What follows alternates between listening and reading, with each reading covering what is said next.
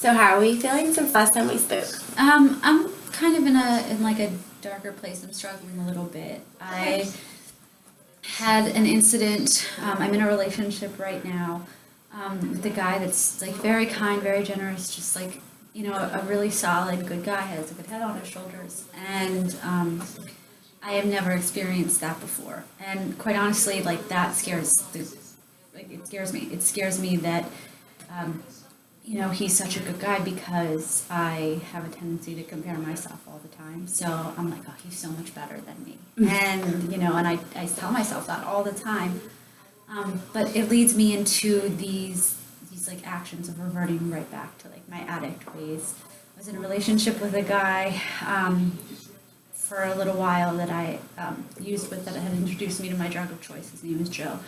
And I went into rehab, still in this relationship with this guy, kind of holding on to that for dear life because even though it was so unhealthy, for some reason I wanted that because that's all I knew.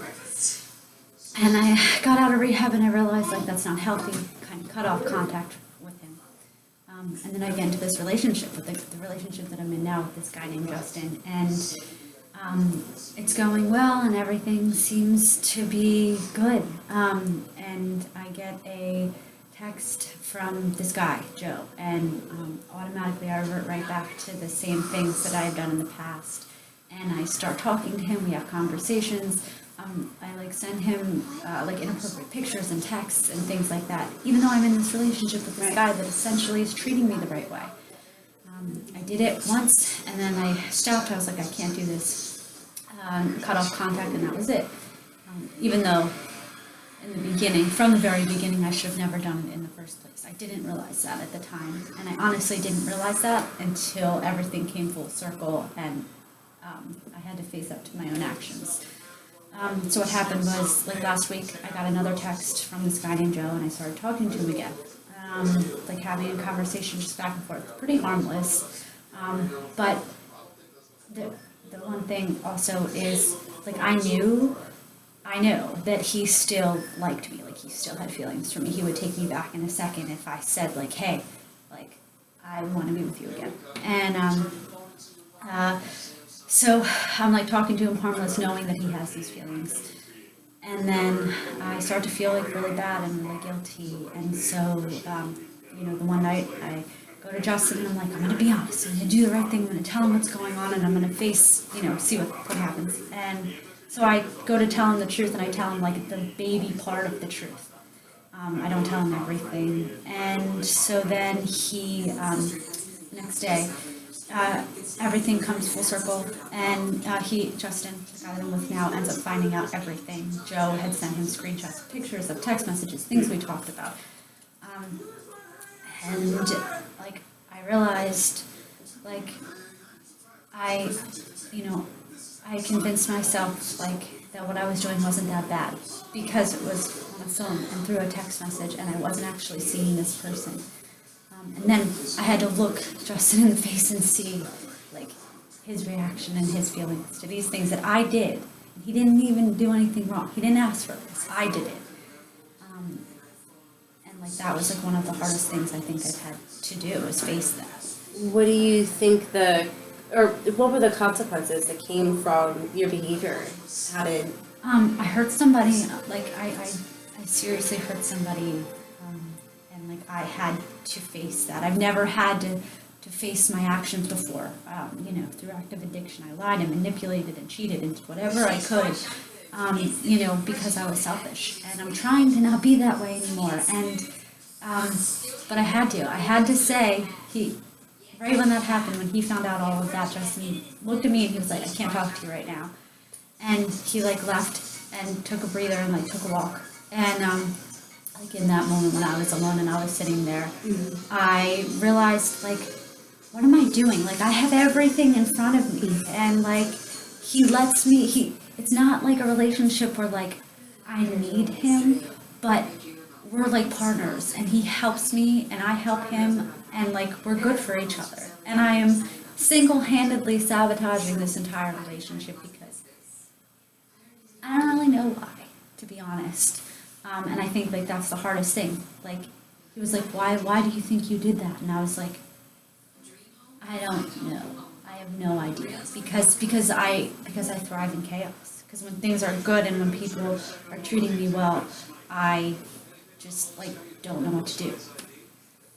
I think and this is from a personal level, as a recovering addict, we have to learn in recovery how to handle our feelings and situations, of course, and also how to be in healthy relationships, because a lot of us have never had healthy relationships or had very minimal experience with healthy relationships prior to using or while we're using. And it's definitely something we have to work on as we grow in recovery, as far as that aspect. And it's something that takes work. I mean, as addicts, we want that instant gratification. We want things now, and that's just not how things work. We have to work for them. And self-sabotage is another issue.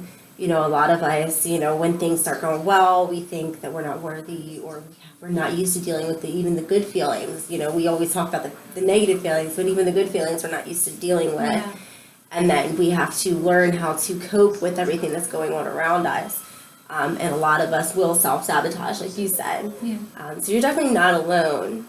What is a goal that you might have that you want to set for yourself? I think like the biggest thing that I really have to do is just remain honest. Like no matter what. Mm-hmm. I can't, if I continue even like little baby white lie something that seems really minute, like I can't, because my pattern of behavior is those little things turn into bigger things and bigger things and bigger things. And just like last week, then everything comes full circle and blows up. And you know, I struggle with like self-acceptance, and I'm like not very happy with me. And, you know, like it's one of the things that you hear all the time with like, if you're not happy with you, you can't be happy with somebody else. Right. But I want to be. Like, I want to grow and I want to love myself. And I know that that's something that I really need to work on. But I also need to accept love from somebody else too. And that's a great thing to want and to also want in return. Yeah. It's very important to respect and love yourself. So what is something that you think we can do, or that you can do this week, even just, you know, as a short-term goal, to maybe help you start working on, you know, loving yourself? Maybe just like, I was thinking about writing down, like, you know, like every day, if I find myself that I had like lied about something or told somebody something that wasn't the truth, like writing it down, because sometimes I'm not even aware that I'm doing it. It's so second nature to me to just kind of like spit out the first thing that comes to my head and not think about what I'm saying. Right. And I need to really be aware of that, because like the way that I act and the way like the way that I carry myself, like it helps me to grow. Okay. Well, maybe a suggestion that you could do this week is when you start to have whether a negative feeling or a good feeling, if it's a very strong or overwhelming feeling, write about it. Even if it's just a quick second or a couple sentences. To just put it down on paper, like you said, so that you can cope with it and understand it. And then at the end of the day, just reflect back on how you felt and how you handled it, and just kind of look at, do you think you handled it well,